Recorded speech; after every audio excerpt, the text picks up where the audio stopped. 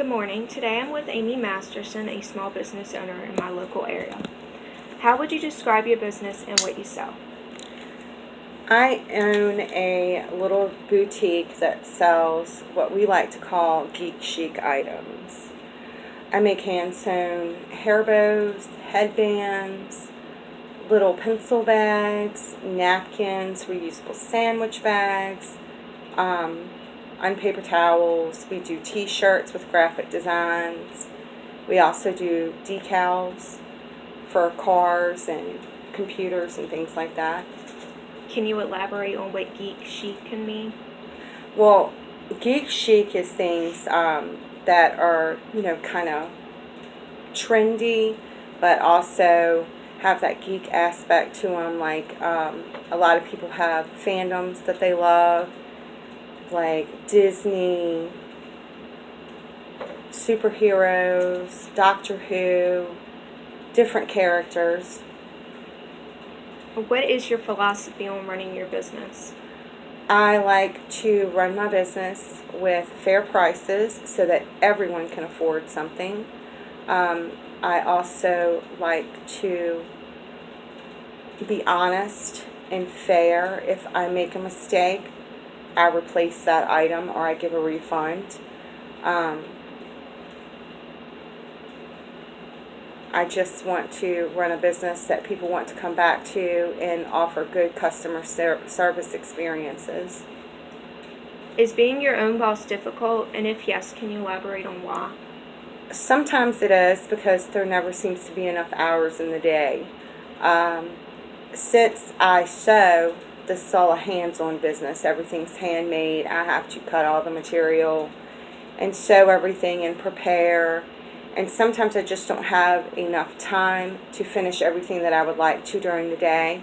It can be difficult because I have 4 children and my husband works full-time, and we homeschool 2 of our children, and one of our children is in public school.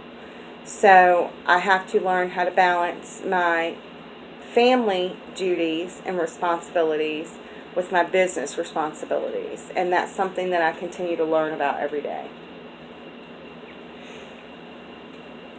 Does the market for the items you sell make it difficult for you at times? Well, that all depends. We have a lot, there's a lot of people in this world that like geeky things or that like reusable products that are eco-friendly. So at this point in time, I'm not really experiencing any difficulties in that market aspect. You don't have a lot of handcrafters anymore. Everything's done in a warehouse now and mass produced. So people do appreciate when you have things that you took time and put love into and that are well done, that are not going to break or rip within, a couple of weeks. So I don't find it really difficult to sell what I sell, also because I use it and I believe in what I'm selling. While we're on the topic of marketing, how do you market your items? Well, right now we do most of our marketing through Facebook. I have a Facebook business page. I have a Facebook VIP group. And most of the selling that I do goes through either one of those avenues. We're going to expand into an online shop called Etsy at some point. But right now we're doing pretty well just in marketing ourselves on Facebook and by word of mouth, because people see our things and then their friends tell them where they got them from. And So customer reviews. yeah, customer reviews are a big part of a business. So that you can say that method's been successful. Yes, it's been successful so far. How do you feel about competition as a small business owner? I don't really feel any certain way about competition because everybody does something different. And when you have a business where you make things yourself and you craft them yourself, they're never the same as someone else's. They may be similar, but they're never the same. And I feel like once you build a loyal customer base, those people come back to you, and they tend to stick with you. I do wish everyone else success in what they're doing, as long as they're fair and honest. Can you say that your religion would influence you as a small business owner? I'd say yes, because I have Christian values and Christian morals. I believe in being honest. I believe in being fair. I don't believe in lying to someone about the quality of something. If it's not there and I wouldn't use it, then I wouldn't sell it. I just really believe that you're more successful when you have good moral values and you treat people the way that you want to be treated. You continuously speaking about being honest with your customer base. Is there any one specific time that you can remember that you had to be like 100% honest about a product with them? Yes, there are some times when people ask us to do custom designs and I just can't do it. And instead of telling them that I can do this and taking their money and then not producing a good product, I will say, this is really not in my realm of expertise. So I can try for you and we can decide if it's going to work, or I just can't do it. So I am always upfront because I don't want to disappoint customers, especially ones that are loyal. Occasionally, there's also the opportunity to push them in a direction that you know they can, like another small business Right. owner makes a similar product. Does your educational background or upbringing influence how you look at being a small business owner? Not my educational background. I suppose my upbringing in some aspects that would be because my family on my father's side, they were all craftsmen of some sort. My father is a master carpenter. My grandmother, she painted and cut wood and did things with wood and sold those things at craft fairs. Several of my great aunts, they made beautiful quilts. I have an aunt now who sews beautiful quilts.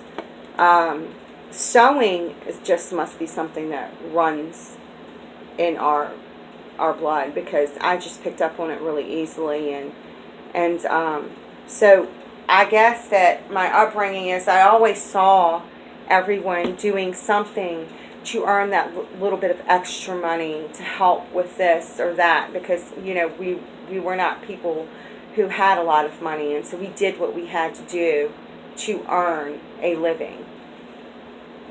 So like you could also say that also contributed to your work ethic as an Yes. adult. Yes, because you didn't just get things handed to you all the time. You had to work for them, and you saw the people in your family, make those sacrifices and work. So taking in all the factors of being a small business owner, is it like always worth it?